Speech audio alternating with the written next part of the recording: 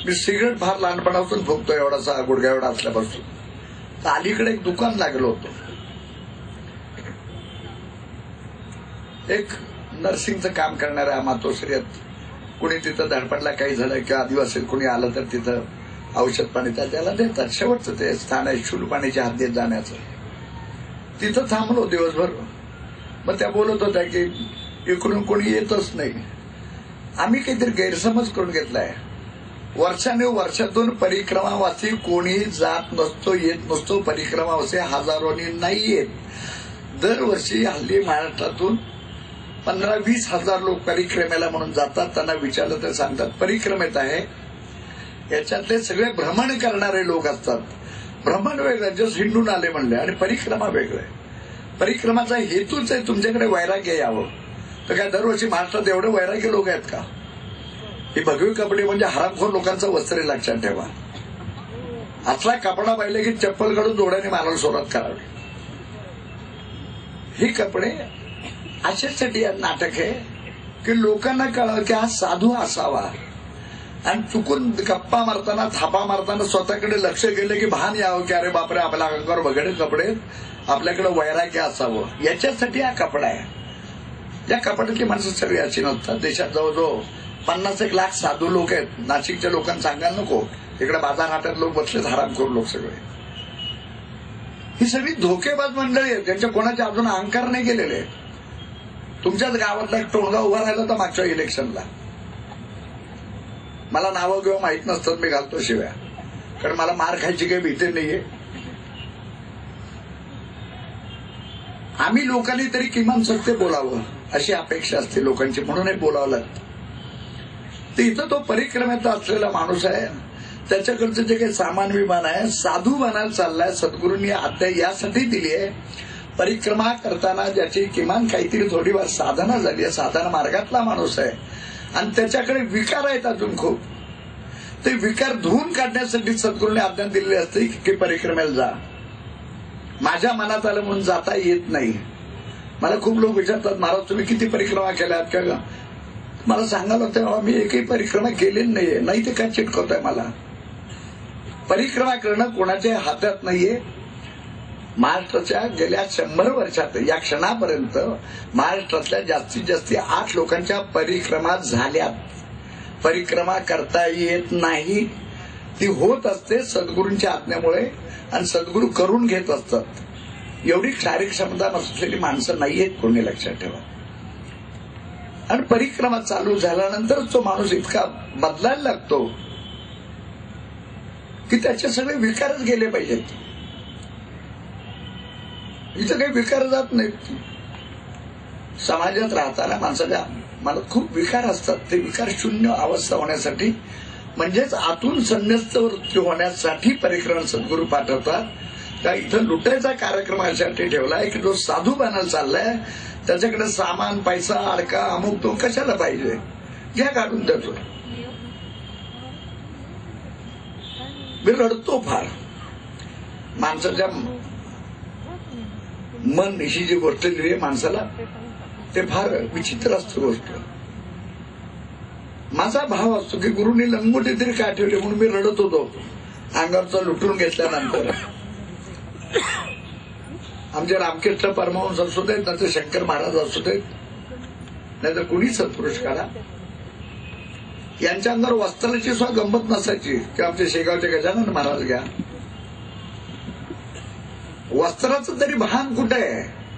भान असलं तर वस्त्र नेसाल, तर तेही भान जावं म्हणून लुटायची व्यवस्था की साधू व्हायला चालत तर तुला सामान काय करायचं चोरा, तेव्हा कॅमेऱ्यावर तर सोडून द्यावं, काहीच नाही राहत नाही. माझ्याजवळ काही राहिलं नाही. पण मला एवढ्या लहान असल्यापासून सिगरेटचं माझ्या काय गुरूंची भानगडे मला माहित नाही. मी त्यांना दोष देत नाही मात्र, आणि सिगरेट पिण्याचं समर्थन करत नाही, घाणेरडीच गोष्ट आहे, पण ती मी करत आलोय. तर ते अलीकडचं दुकान तर सांगत होतो. सकाळी तिथून निघताना त्या मातोश्रींना म्हणलं की मागच्या 1-2 गावात कोणीतरी 5, 10, 25, 50, 600, 75, 100 रुपये माझ्याकडे जमा झाले. म्हणलं राहिले तर ते लोक लुटून घेतील, बाकीची सिगरेटची पाकिटं घेऊ. म्हणलं 5-6 पाकिटं द्या. 2 काड्याबिड्या घेतल्या, एक उदबत्तीचा पुडा घेतला, तेवढा तिथं 4-5 तिथलीच माणसं. ते म्हणजे महाराज सिगरेट कशाला घेताय, मामा लुटणार पुढे. नाही म्हणलं तत्वाचा प्रश्न आहे.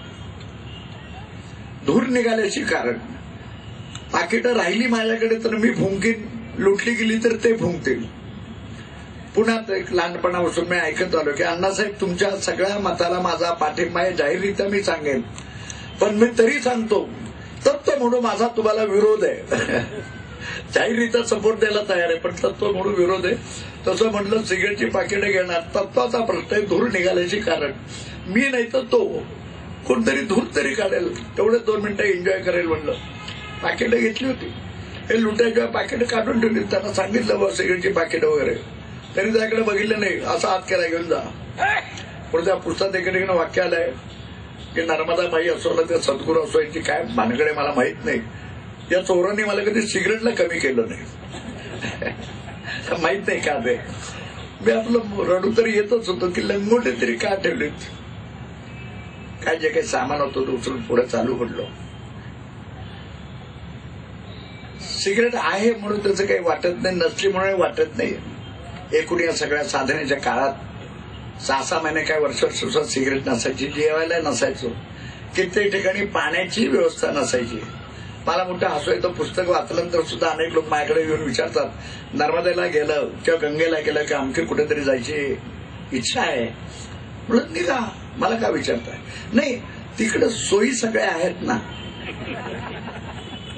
म्हणलं हरामखोरा घरी डुंगर वरती कोण पडायचं आणि बायकोला ऑर्डर सोडायची, अगे चहा दे.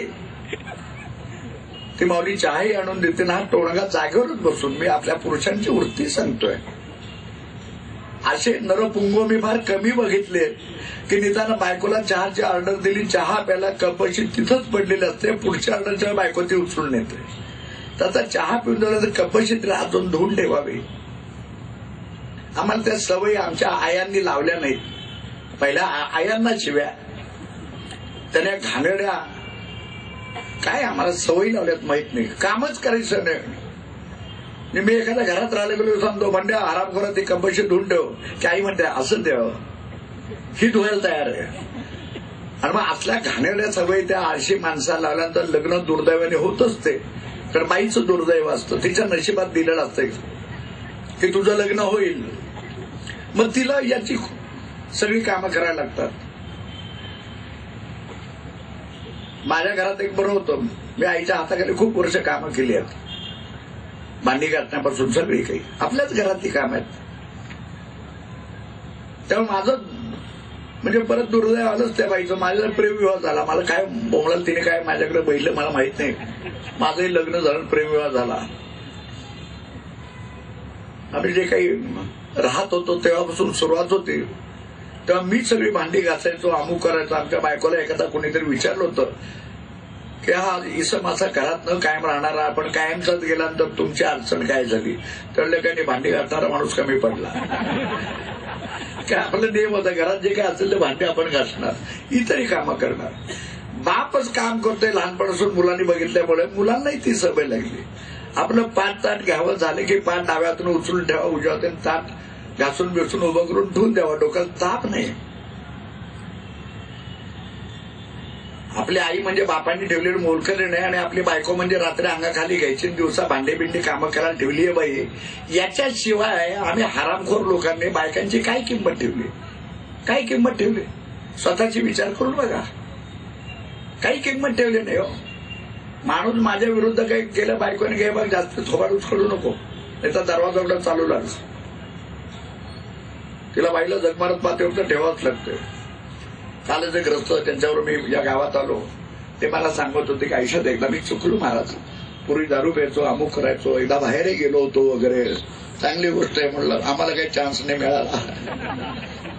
पण म्हणलं का तुमच्या बायकोने एकदा जर का तुम्हाला असं सांगितलं की क्षमा करा, मी पण तुमच्यासारखं एकदा केलो होतो, तो चालेल का तुम्हाला? हा म्हणला काय मला बायको पतीव्रता पाहिजे, मी काही शेण काय. ही जी काही घाणेरडी आमच्या संस्कृतीने दिली असं मी म्हणतो. धर्म म्हणजे बडून काढण्यासाठी अशी माझी एक कल्पना आहे. आपलं शेण खाणाऱ्या लोकांचे बाप सुद्धा सांगतात हळू बोला, शेजाऱ्यांना कळता कामा नये घरात काय चाललंय ते. बायकांना तर पट्ट्यात लावायला लागतात, बोंबलायचं नाही. मी अनेक घरात असं पाहिलं की मी बाहेर बसलो ना, आप त्या बायकोला किंवा मुलीला दम देत आहेत, हळू बोल. हे घाणेरडी म्हण आहे आपल्या मराठी भाषेत, जातीसाठी माती खावी म्हणून. आपल्याच्यात काही घाण आणलं तर बोंबाबोंब करायचे नाही, दुसऱ्या नावाने मात्र बोंब मारायची. आपलं लपून ठेवा, झाकून ठेवा. मला किती बोलून किती बोलणं नाही असं होतं. या आता म्हणल्या काहीतरी सावित्रीबाई फुलेवर. या सावित्रीबाई फुले कोण माहित नाही.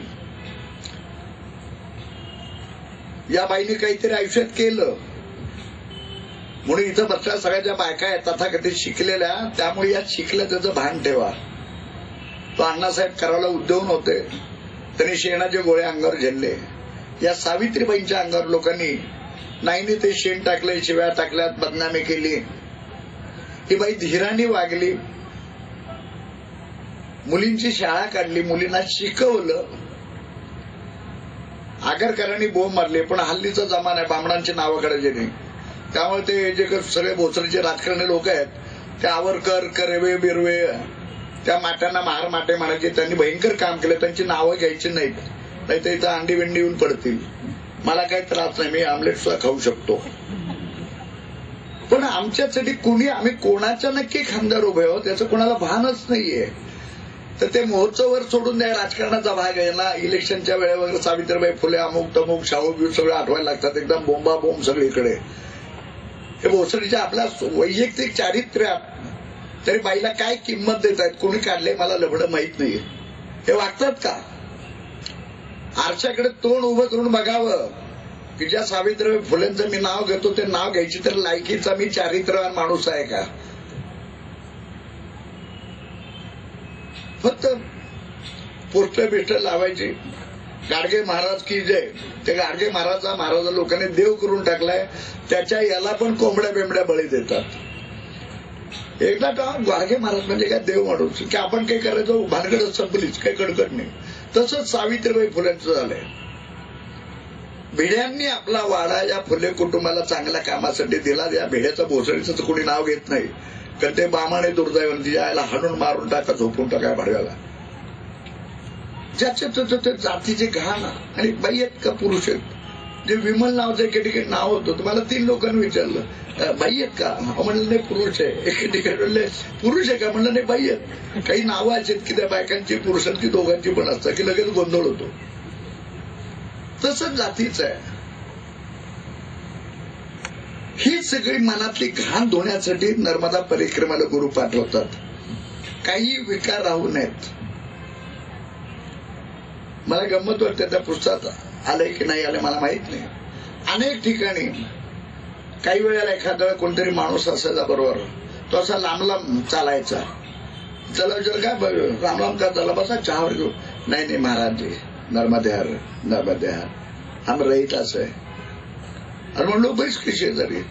रहिदास म्हणजे चांभार. संत रोहिदास होते, त्यांच्या वेळेला मध्य प्रदेश, उत्तर प्रदेश तिकडे चांभार लोक चांभार सांगतच नाही, रहिदास आहे असं म्हणतात. भयंकर दिनवाने परिक्रमेत सुद्धा यांची जात जाता कामा नये. समाजानं सरळ सांगतोय उधर बैठा, मी तर मिठीच मारायचो पहिल्यांदा. अरे म्हणलं क्या बात आहे रहिदास, तू माझ्या जातीचा निघाला की.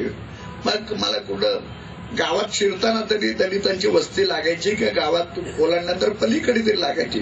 तर दलित वगैरे काही शब्द काही खरा नाही. कोणी महार असायचे, कोणी मांग असायचे, कोणी चर्मकार असायचे. महाराष्ट्रात टरेबाजीत सगळे लोक हे राहतात, कारण इथले कायदे वेगळे आहेत. मध्य प्रदेश, उत्तर प्रदेश अजून भयंकर अवस्था आहे.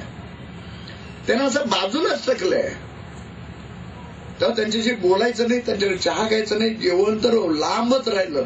मी अशा तिथंच हटून बसायचो. मी म्हणायचो नाही मी तुमचाच जातो आणि मला इथंच पाहिजे जेवण, मी इथून हटणारच नाही. काही माझं ब्राह्मण्य डुबत नाही, कारण मला लोक बाजूला काढायचे नाही. पंडितजी, या लोकांना कसं कळतं हा पंडित? हा तुम्हाला नवल वाटेल. राजकारणातले तर ब्राह्मण तुम्ही खूप बघितले असतील, पण मध्य प्रदेश, उत्तर प्रदेशात ब्राह्मण नावाचे जे काही लोक आहेत ते इतके भयानक त्यांचं आचरण वर्तन आहे की ब्राह्मण म्हणून गेलं तर मला तर लाजच वाटते. मुळात कोणीतरी ब्राह्मण याच्यावरच माझा विश्वास नाहीये. कारण ब्राह्मण अर्थ म्हणजे काहीतरी भयंकर काम येते त्याच्याला. ब्राह्मण हा दरिद्रीच असायला पाहिजे, म्हणजे वैराग्यशील असायला पाहिजे, त्याकडे पैसे बिशे कचकच नाही करायची, आयुष्यभर विद्या शिकायची, आयुष्यभर कुठली अपेक्षा न घेता दुसऱ्याला विद्या द्यायची, कशाची अपेक्षा ठेवायची नाही. समाज जे काही दिल 2 मिरच्या 2 बटाटे कांदे अमुक तमुक त्याच्यावर उदरनिर्वाह करायचा, असलं ब्राह्मणाचं काम आहे. तर असलं ब्राह्मणाला कोण तयार होईल? तेव्हा मी शिव्या घालून सांगायचो की मी ब्राह्मण नाहीये, का मला ब्राह्मण मानून माझा अपमान करताय? कारण एवढी लायकीचं मी आहे का? मी पण नाहीये. पण हे लोक मानायचे. मग कसलाही हा जो काही ब्राह्मण असतो त्याला तिकडे पंडित म्हणायची पद्धत आहे.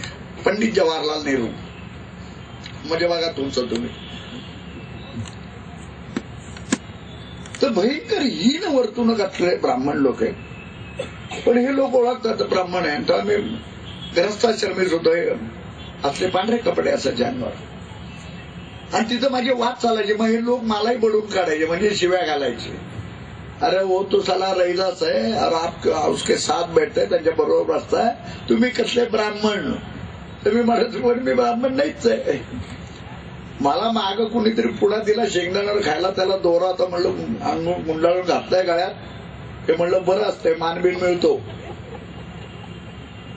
ब्राह्मण्याची भयंकर टिंगल करत आले लोक. मागच्या 4-5 वर्षात नाशकामध्ये खूप बडवून काढले. मग इथले जे काही ब्राह्मण तथाकथित मंडळीत व्यावसायिक आहेत ते कुंटे म्हणले की त्यांचे तळपाय मस्तकात जात. आपण वागतोय का तसे? हे ब्राह्मणांनी शिवाय का जास्ती? तुमच्याकडे पावित्र्याच्या कल्पन लोक बघतात म्हणून तुम्हाला जास्ती शिवाय. बाकीच्या हरामखोरच आहे तो. जे काय हल्ली चाललंय, जा की मिळतीत मराला पराक्रम करायला, इथं काय गावातल्या गुंडगिरीत. तसंच सगळ्यांचं. कुणी आपापलं कर्म करत नाहीये. ते आपापलं कर्म करा, उदंड पैसा मिळवा, उदंड व्यवसाय करा, उदंड नोकरीतून प्रामाणिकपणे पैसा कमवा, सुखाने प्रपंच करा, सगळे सुखभोग आनंदाने घ्या, आणि त्याच्याबरोबर जेवढं जमेल तेवढं थोडं थोडं आपल्याला आवडते ते नामस्मरण करा. वाट फार सोपी आहे. अध्यात्म